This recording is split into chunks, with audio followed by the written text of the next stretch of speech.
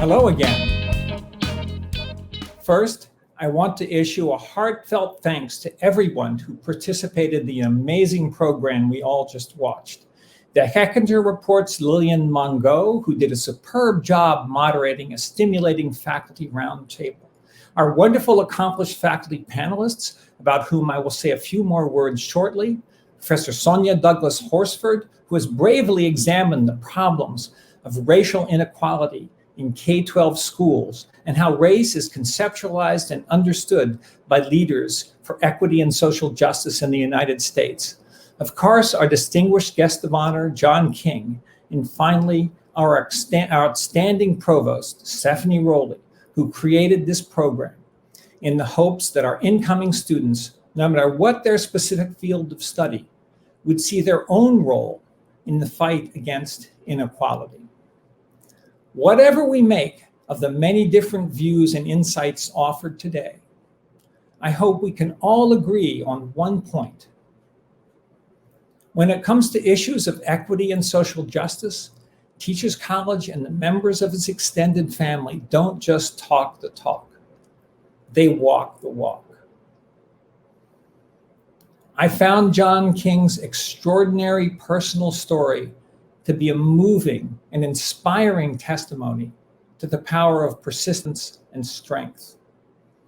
He reminds us how personal circumstances shape lives and life outcomes, and how our schools can do only so much to compensate for the greater inequities of our society. More broadly, the variety of perspectives expressed today remind us that policymakers in general and developing pathways to a more just and equitable society in particular resemble a Rashomon experience. That is, we all view issues through the lens of our own personal experiences, our upbringing, our positionality, and the extent to which our privilege or lack of it has shaped our paths and choices in life. Issues such as school choice, learning standards, and testing can mean very different things to different, well-intentioned people. The key, of course, is in how these issues are understood and how knowledge is applied. That's where the need for research is so important. Research that marshals objective evidence, but that also reflects the input and experiences of the people whom it's meant to serve. I am so proud of how the faculty members we heard from today have modeled this kind of research in their very different areas of intellectual inquiry.